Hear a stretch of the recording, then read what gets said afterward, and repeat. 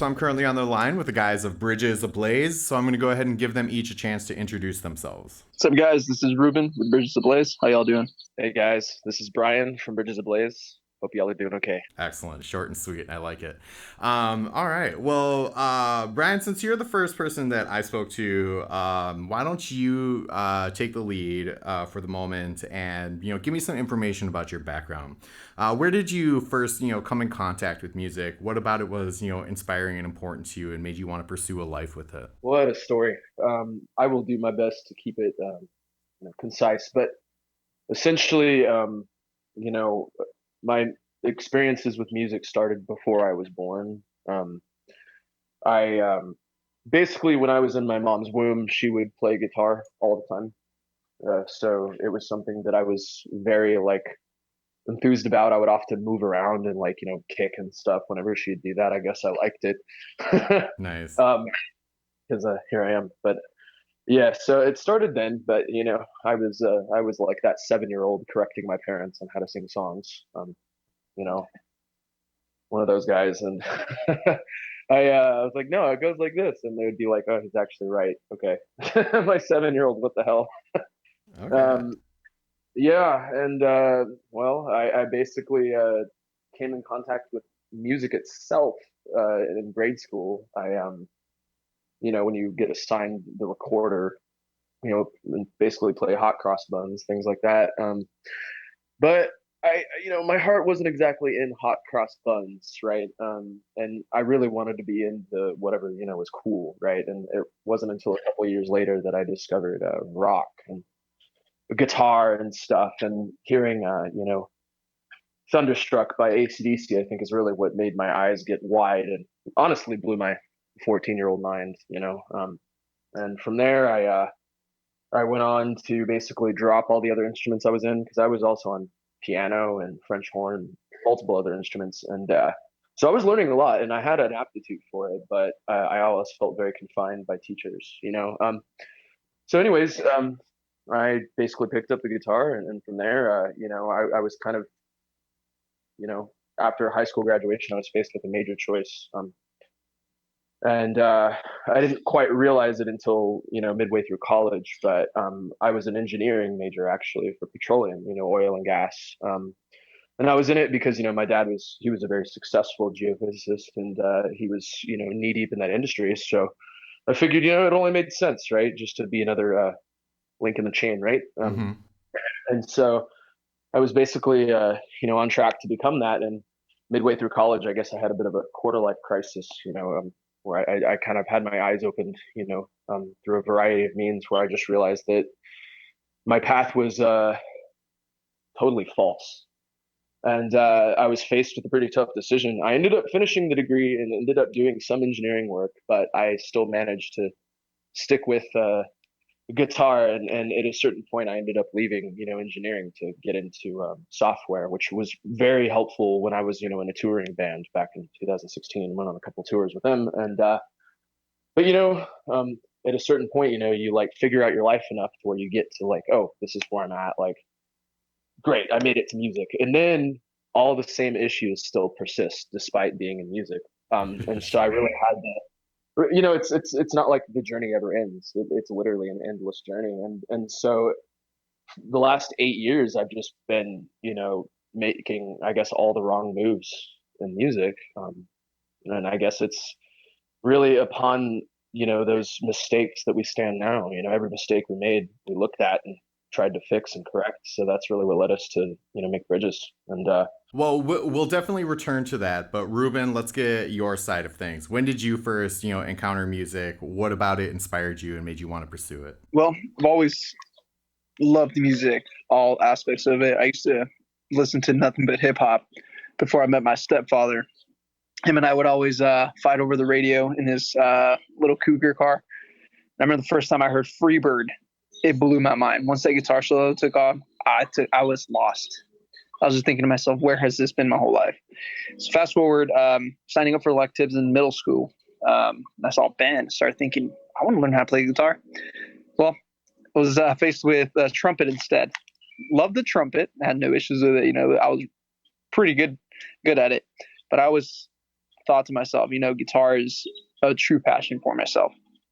So I started listening to, Metallica, AC/DC, Scorpions, all those great bands that my stepdad introduced me to, and I just fell in love with it more and more and more.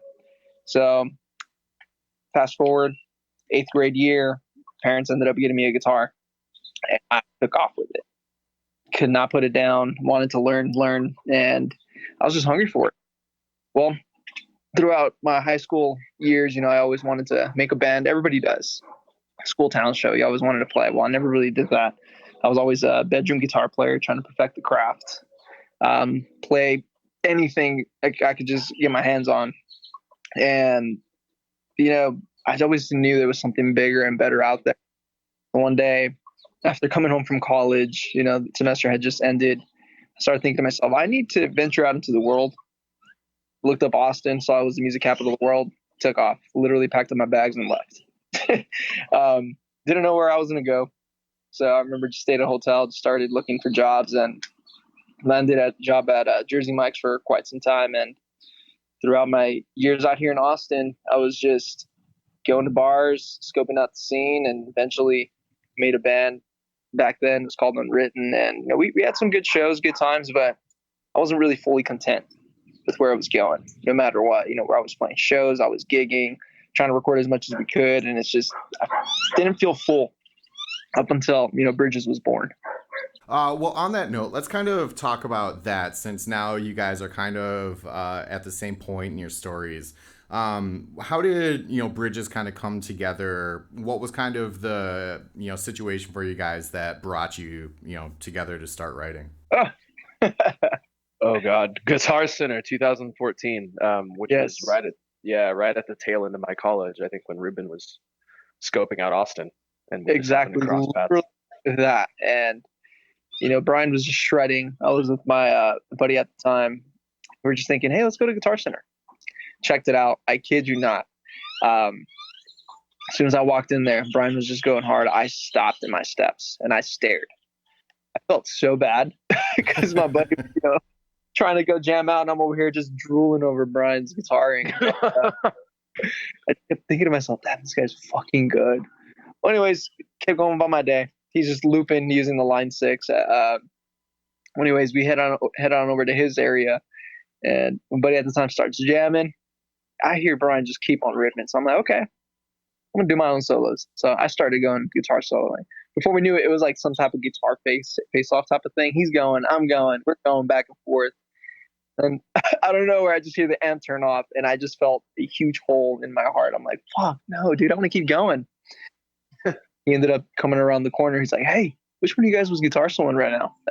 That's me. That's where we met. That's where it all started off. Nice. So having met in that sort of way, which is, kind of more of a traditional way of musicians meet rather than like social media or, Craigslist or something like that. How did you kind of begin the next steps of that, of figuring out what it was you were going to create, how you were going to write together, since both of you are, prominent guitarists, obviously. How did you kind of reach that middle ground? God, well, Ruben was very committed to, his project Unwritten. And I know they had some really cool opportunities, and so it made sense for him, right? And so I was just like,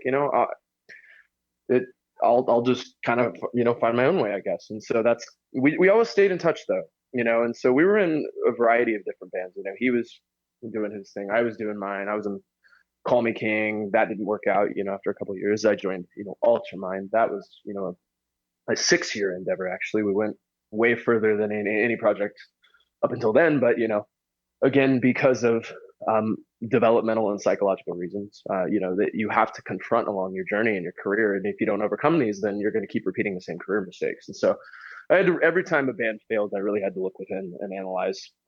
And around 2019, after another failure, I realized, me and Ruben had stayed in touch and just been great friends the whole time, which was unusual on its own because musicians are pretty notorious for falling off, right? Mm-hmm. It was 2019, after a couple mutual failures, Ruben's band wasn't working and mine wasn't.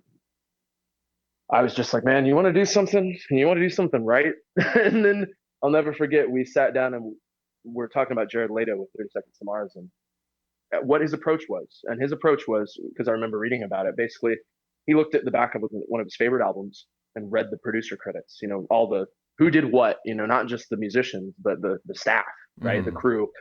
And he basically was like, all right, I'm going to work with these guys. I'm going to take it to the highest level. And then me and Ruben really dissected what that meant. How to reverse engineer the entire process. Like you see a movie, you see the credits, and everybody just skips the credits.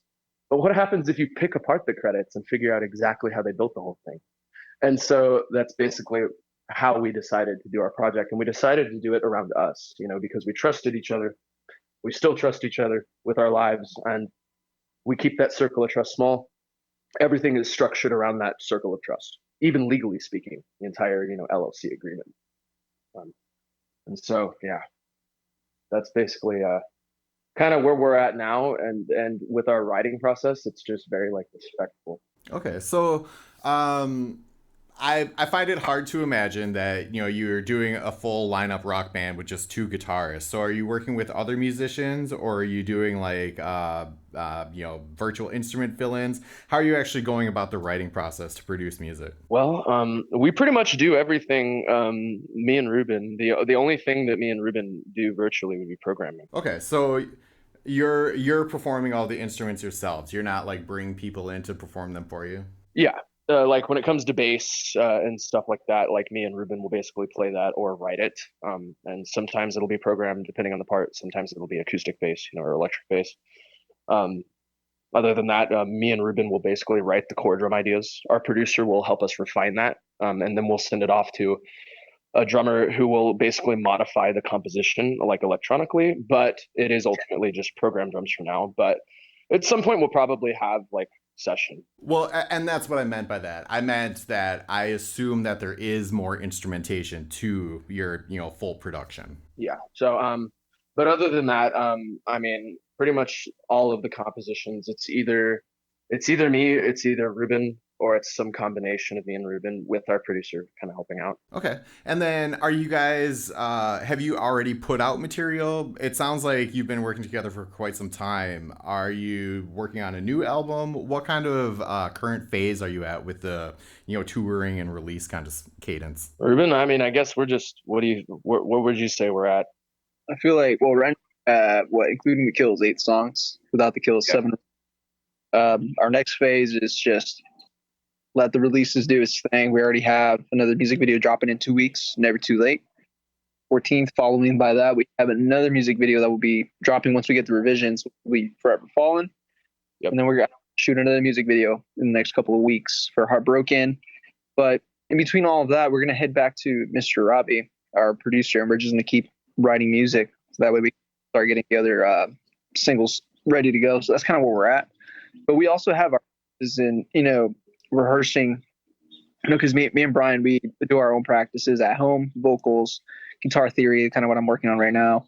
That way, when we meet up, it's like we didn't lose any progress. We can just pick up right where we left off. Sure. So you kind of mentioned that you're working on several different music videos and then also doing singles. Do you guys feel that it is more beneficial in today's market to kind of do trickle releases, like a song a month or every couple months, rather than the traditional full-length album kind of thing? Wildly so, yeah. Yeah. Because every song is an opportunity to make a video, and every video is a contact to basically have your fans hang out with you. It's kind of weird to think of it that way, but that's really what it is. People, when you emotionally resonate with someone, you want to spend time with them, right? And when our fans, or just when fans in general hear music that they deeply love and feel, they feel the pain in it because of that shared experience, right? Be it what it may, and they want to see us, right? And so if you can optimize one visual per single versus one visual per grouping of singles, right? Which would be an LP, an EP, something like that. Mm-hmm. Basically, we've come to find that the more points of contact you can have with your fans, the better. And the cool thing about the digital era is, obviously in the pre-internet era, music was on a physical, there's a physical component to it, right? Be it a vinyl, a cassette, a compact disc, something like that. And those things had limitations, right? Economically, it's at a certain point, it made sense to load one of those things up with 10 songs, 12 songs, 15 songs, because that physical medium has a flat cost, right? Like so it made sense, more bang for the buck, right? To put out more songs, right? That was based on the technology, right? But these days it's different. And, people's attention spans have been basically forever altered by social media, right? Mm. With the verticals and all those things on TikTok. Like now it's like boom, boom, boom, next thing, next thing. So people tend to respond better to more points of contact quicker. Yeah, you have to kind of continuously remind people that you're still there. Exactly. Versus if you kind of go 3 years without putting out an album, man, it better be a banger. you know, like, or else, that you do lose attention. All right. Well, so once you guys do kind of have, we'll say an hour of music together rather than like a full album or something. Do you guys anticipate putting like a live lineup together and getting people so you can go out and do shows? Oh yeah. Without a doubt. I want to meet all of our fans. I want to hug them and just thank them for letting us share our journey with them. I say so many of the fans have been so sweet, and we really want to see them. And so yeah, we already have like a group of dudes. We have a couple bassists, a couple guitarists, we have a couple drummers. So that way, if somebody can't do something, there's always somebody else who knows the songs too. So it's kind of a big happy family of an ensemble, right? Very cool. So why don't each of you kind of take a moment to, share a really fond memory that you have about music, whether it's, learning an instrument or a show that you went to or writing something, just something that kind of sticks in your mind, keeps you motivated. Recently, for me, it's the song "Never Too Late." That song just really goes deep because I had to go through some stuff after struggling with just alcohol and other aspects of my life. I've been able to come around, but I remember we were all just, me, Robbie, and Brian, we were all just crafting at that song. Robbie turns around, he's like, dude, this riff is in the wrong key, we're gonna have to figure it out. So we immediately changed it, which felt a little weird at first, but fast forward, the song's complete. I just felt complete. I'm not kidding you, I want to cry. And every time I hear that song, it's just a constant reminder. It's like, dude, it's never too late to change. Be better than yesterday. Be better than today. Tomorrow is not promised, but hey, what legacy are you going to leave behind today? And that's going to be, I'm going to give it my damn best shot every single day. Awesome. That song keeps me going. Yeah, man, that is a beautiful thing. That song, I always felt like it was yours, Ruben, until the video. And maybe I've had multiple moments, I guess, in music. Some of them have been through like fan comments or people's reactions, or like being told like, hey, this song actually helped me with my suicidal thoughts, things like that. That's all incredibly empowering. But something very like personally healing for me was the video of Never Too Late, because it really was mostly Ruben's song, and Robbie filled in some of the gaps, but that was really his thing. And it always felt like his thing that I featured on, right? Because it was like 80-90% Ruben, really. And I always felt like it's how could this ever be mine? And it wasn't until the video where we started including imagery of, there's some, it's not like it's a very graphic video, but there is a strong allusion to with the imagery to some of these struggles we've been through. And because of the visual aspect, actually, I started to really feel like, whoa, this is my song. Like, just because I didn't necessarily write it doesn't mean that it's not mine in spirit and in healing, right? And so it was that moment that made me feel like really connected to it. And I've never had that experience with music before. It was really cool. Yeah, that's it's definitely unique like that when you're able to connect with, a piece that you created, for sure. Yeah, and in this instance, that Ruben created, Well, I meant the royal you. Oh yeah, totally. You, brother, always been yours from the get-go. All right. Well, what are your guys' social media? Where can people find you and click on your stuff and listen to it? Well, basically, we're all over. If you look at our Spotify profile and our YouTube, if you click on like the YouTube video and you go down in the description, you'll see a ton of links just for everything. And same with the Spotify links to our Instagram and our Facebook. And if you on the bio section, and if you click on the Facebook and the Instagram, there will be a ton of links. And for Facebook in the About section, and on Instagram, there's a Linktree that basically compiles everything in one. So if you just click on that, it'll have all of our socials, everything you could ever want, our merch store, our EPK, whatever you need. Perfect, perfect. All right. Well, I always like to give the people I'm interviewing the opportunity to put out a message that they believe in. So why don't you, each of you, kind of take a moment to just put something out into the universe that you kind of vibe with? Well, for sure, for me, it's definitely mine. Guys, no matter what y'all go through, no matter what your story is, it's never too late to definitely change. I truly believe in unity. Even if you're the strongest person out there in the world, people need help, no matter what it is. Mental illness, maybe physical health, whatever it is, money, anything. Together as one, we will overcome.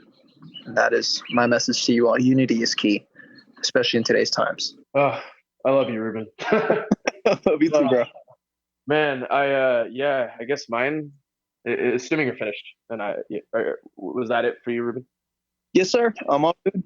Thank you. Hell yeah.